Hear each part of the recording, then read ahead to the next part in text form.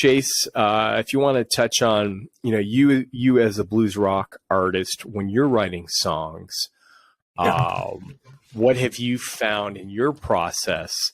You've been with me for a minute now, and in your experience working with an agent, what would your advice be to an indie artist as far as when you're in the creative process? How might it differ with working with a sync agent?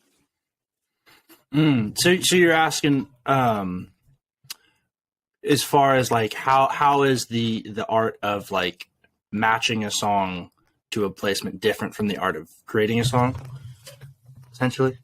Yeah. Bingo. And that's a huge subject in the field of sync, because the thing is, you want your song to be as movable as possible, as applicable to as many scenes as it possibly can be, because it's all a numbers game. Like, there's no way to guarantee your song is going to get any specific placement. But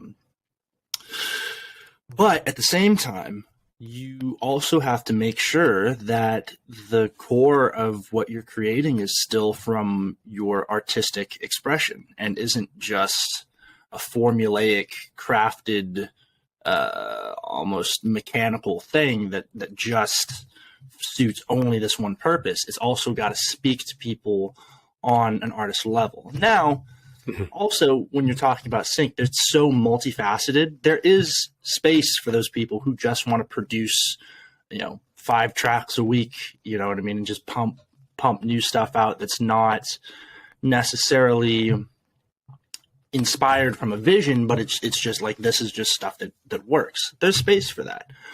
But a lot of what we work with is independent artists seeking placements in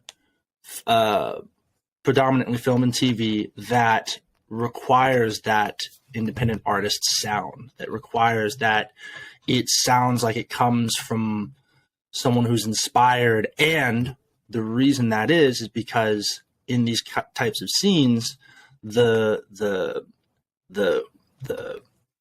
implementation of it is that the characters of that film or TV show would reasonably be listening or have this kind of music in their head in the background. It applies to the musical palette of whoever the characters of that scene may be.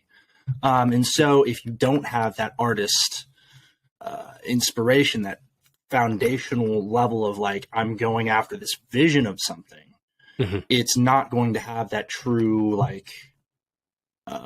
artist persona about it that would make an audience believe that this is a track this person's actually just jamming on the radio.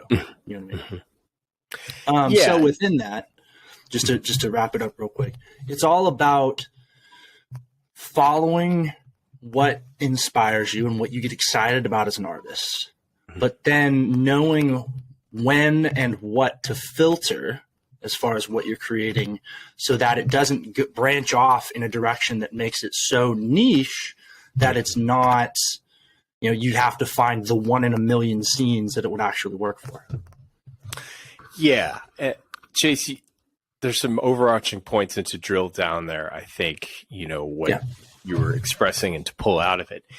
And, we were on some panels last week, and we're seeing across the board from music supers is, there's a glut of songs that folks write that are, they're looking for authenticity, because music becomes the third character in a scene. So I always use Grey's Anatomy as an example.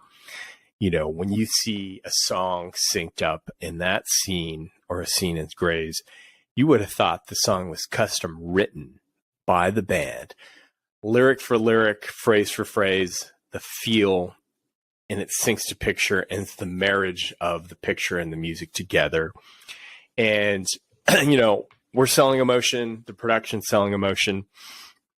And then the next day on Twitter, the blogosphere, everyone's talking, oh my God, did you see, Stranger Things, Run Up a Hill, Kate Bush, and it stays with you and how the music's married to it. So what Chase was saying, and what, authenticity of, the lead character in a show could have a teenager who's what are they listening to?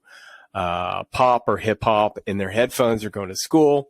So when we're looking for independent artists, sort of one measure that we look at is, I come from a radio DJ background, so I'm looking for tracks that are what I define as radio friendly. I'm looking for the hook, looking for the feel, the storytelling. So if those come out in the song, I'm going to pitch those radio friendly tracks that have a vibe, because then that's going to translate. If I'm playing the odds of Vegas, it's going to be sync friendly, because if, with Entourage, there's a montage scene, the crew's rolling into a club, they need 80s, 90s a la Chemical Brothers, Fatboy Slim, whatever the DJ EDM vibe might be.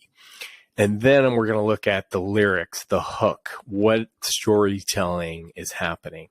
So those are all, the through line is authenticity, the production, the sound of the track. And that's something we're going to offer up in the future is, feedback sessions that folks can submit a track. We'll give them feedback on the sync friendliness of the song.